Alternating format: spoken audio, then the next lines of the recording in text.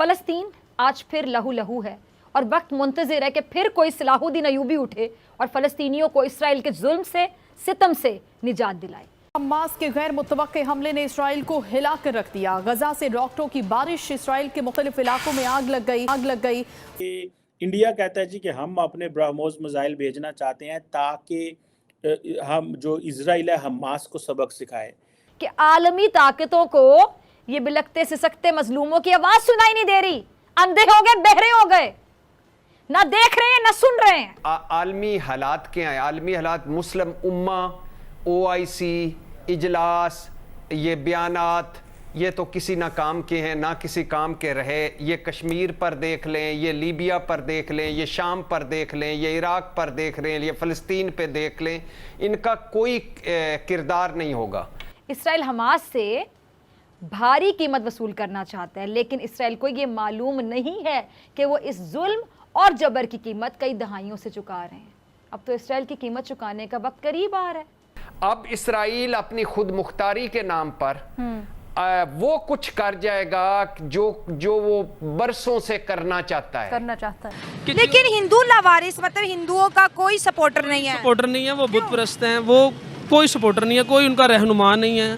ठीक है, समझ लीजिए कि वो चलते फिरते मुर्दार हैं। ठीक है, ये पहला कहने को बहुत अच्छा लग रहा है कि चारों तरफ से अटैक हो गया, 500 रॉकेट, नारा तकबीर, अल्लाह अकबर, लेकिन आखिर क्या? आप इसराइल है एक तरफ, पूरी दुनिया एक तरफ, टेक्नोलॉजी है एक तरफ। अब देख लीजिएगा गजा पर अमली तौर पर इसराइल का कब्जा हो जाएगा या कंट्रोल। दोस्तों, आप सब एक कहावत तो सुना होगा, जब गिद्दड़ की मौत आती है तो वो शहर की तरफ भागता है। और अब वो गिद्दड़ है हमास। इजराइल के ऊपर अटैक करके वो बहुत बड़ा गलती कर दिया है। शुरू में ठीक है, 50-100 जो निहत्ते लोग थे या फिर तैयार नहीं थे जंग के लिए, उनको मारकर वो सोच रहे हैं कि उनको बहुत बड़ी जीत मिल गया है। लेकिन अब इजराइल की जवाबी कार्रवाई से गाजा पट्टी में जो हमास है उसकी कमर बिल्कुल टूट जाएगी। और अब इजराइल के लिए अच्छा मौका है वो गाजा पट्टी को 100% कब्जा कर ले। और गाजा पट्टी भी कोई बड़ा एरिया नहीं है, यहाँ पॉपुलेशन 20 लाख है, लेकिन अगर आप सिटी वाइज देखोगे तो हमारा लखनऊ जितना बड़ा एरिया है उतना बड़ा एरिया है। तो अब इजराइल जो भी कार्रवाई करेगा पूरा सपोर्ट उसे मिलेगा, क्योंकि पहला हमला और बड़ा हमला उसके ऊपर हुआ है। और इस बात को लेकर पाकिस्तान मीडिया बिल्कुल खौफ में है। पाकिस्तान मीडिया को ये लग रहा है भारत भी अब इजराइल का 100% साथ देगा।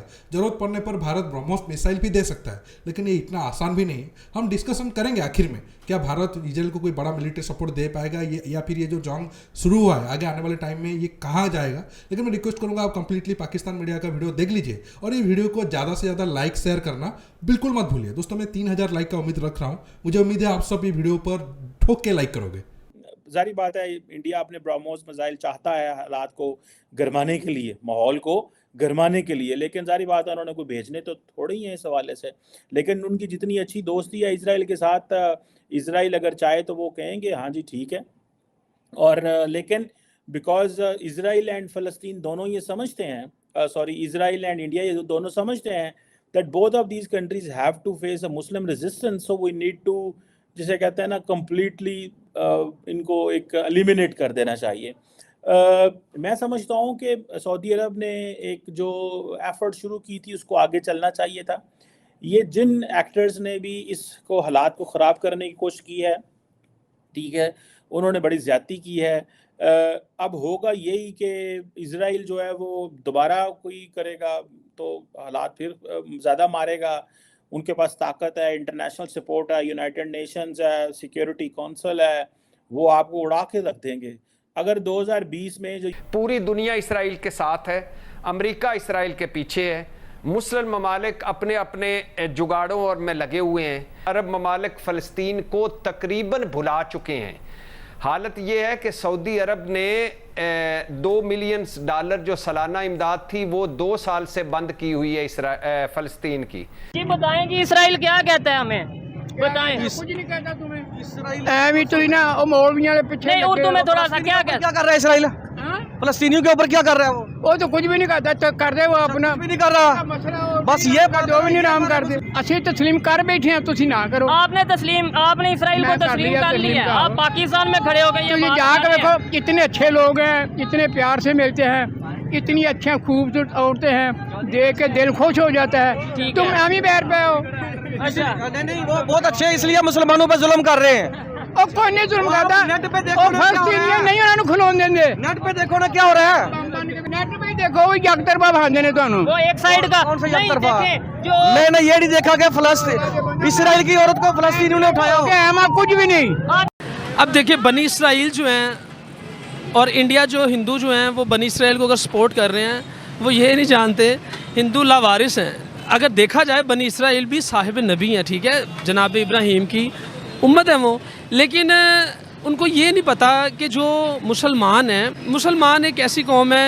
इसराइल जो कुछ भी हो रहा है इस टाइम फ़लस्तीन पे इंसानी हकूक़ की खिलाफ वर्जी हो रही है, जिस तरह से कश्मीर में हो रहा है, इंडिया कर रहा है कश्मीरियों के ऊपर जुल्म। देखिए आज भी कश्मीरी जो हैं वो लोग भी जुल्म सह रहे हैं, उनके ऊपर अभी भी जो है बहुत ज़्यादा जुल्म कर रहा है इंडिया। क्या जुल्म है?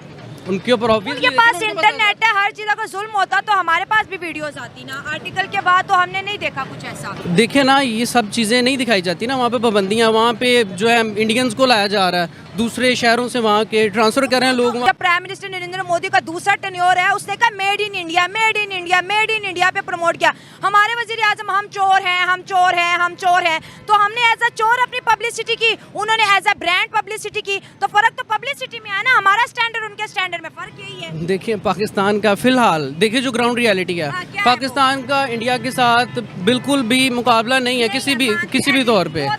इंडिया हमसे बहुत आगे निकल चुका हुआ है। लेकिन हम बात कर रहे हैं फ्रेंडशिप की, देखिए हमारे मुल्क में कितने हमले हुए हैं। हम कहते हैं चाइना हमारा दोस्त है, ये दोस्त है, वो दोस्त है, लेकिन हमारे साथ तो कोई भी खड़ा नहीं होता। असल में हिंदू जो है, जो इंडिया है ना, वो इंडिया के जो हिंदू हैं या कहीं भी लगा लें जो नॉन मुस्लिम हैं, हाँ।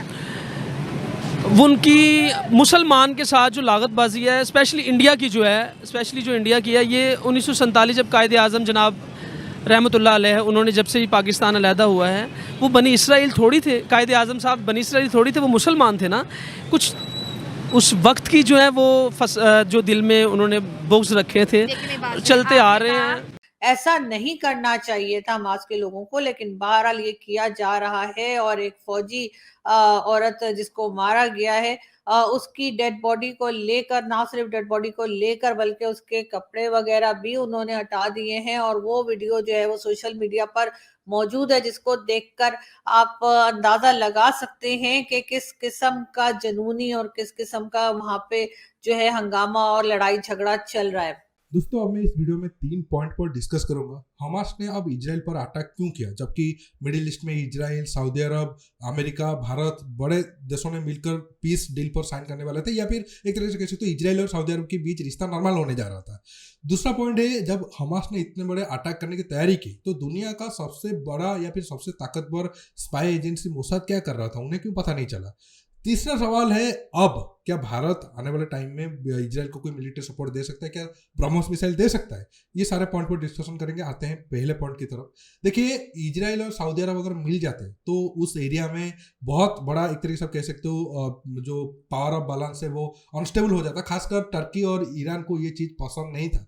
सीरिया को भी ऐड कर दो, वो नहीं चाहते थे कि सऊदी अरब जो मुस्लिम कंट्री का सबसे बड़ा लीडर है वो इजराइल के साथ मिल जाए। तो हमास पर ईरान का कंट्रोल है, सीरिया का कंट्रोल है, टर्की भी शायद उनके साथ मिला होगा। हालांकि टर्की का प्रूफ तो नहीं है, लेकिन ईरान सीरिया पकड़कर चलो 100% है।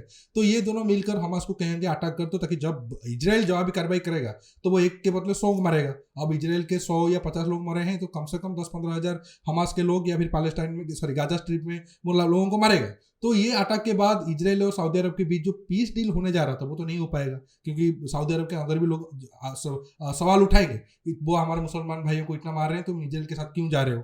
तो ये डील तो अभी कुछ सालों तक रुक जाएगा। ये एक पॉइंट है। दूसरा पॉइंट है कि हमास जब अटैक की प्लानिंग कर रहा था तो फिर इजराइल क्या कर रहा था। हम तो सुना है कि इजराइल के डिफेंस फोर्स बहुत ताकतवर है, छोटा सा कंट्री होने के बावजूद भी उनके पास बहुत सारा एडवांस टेक्नोलॉजी है। तो फिर वो क्या कर रहे थे।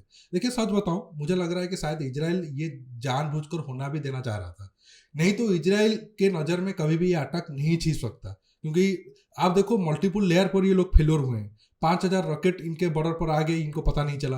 बॉर्डर काट कर लोग अंदर आ गए, इनको पता नहीं चला। लोग आने के बाद उनके सैनिक पर अटैक कर दिए, फिर भी पता नहीं चला।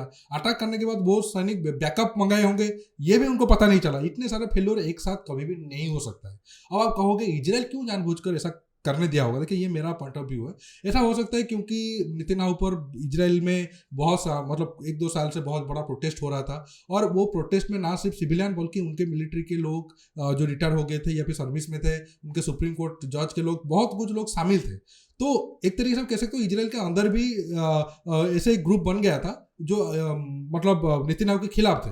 तो ऐसा होने के बाद वो पूरा इजराइल एक हो जाएगा, तो ये एक पॉइंट हो सकता है। हालांकि ये मेरा पॉइंट ऑफ व्यू है। अब आते हैं आखिर पॉइंट की तरफ, क्या भारत इजराइल को ब्रह्मोस मिसाइल दे सकता है? देखिए ये पॉसिबल ही नहीं है। ऐसा मैं क्यों कह रहा हूँ, क्योंकि ब्रह्मोस मिसाइल भारत का खुद का नहीं है। 100% भारत खुद नहीं बना रहा है, ये रसिया के साथ मिलकर बना रहा है। तो रसिया का बिना परमिशन भारत कभी भी इजराइल को ब्रह्मोस मिसाइल नहीं दे सकता। ये सिर्फ एक तरीके से जोश में आकर अगर कोई कुछ बोल दिया हो तो अलग बात है, लेकिन ये पॉसिबल ही नहीं है। इसके साथ साथ इजराइल को हम ब्रह्मोस देंगे तो वो एक ब्रह्मोस निकाल कर अमेरिका को दे देगा, तो वो और एक टेंशन वाली बात है। तो बिल्कुल भी आप समझ लो ब्रह्मोस क्या, हम कोई भी मिलिट्री इक्विपमेंट इजराइल को नहीं दे सकते, क्योंकि ऐसा कुछ भी ऐसा हमारे पास नहीं है जो इजराइल के पास नहीं है।